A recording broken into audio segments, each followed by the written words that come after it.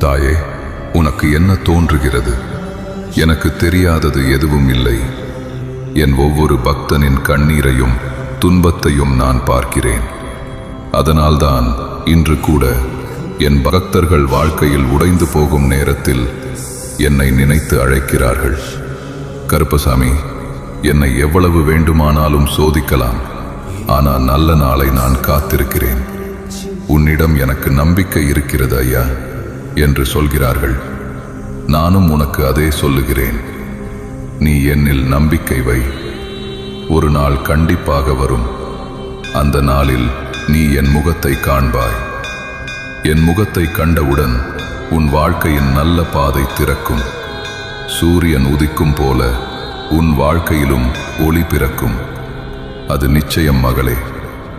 சுவாமி சரணம். கருப்பசாமி சரணம்.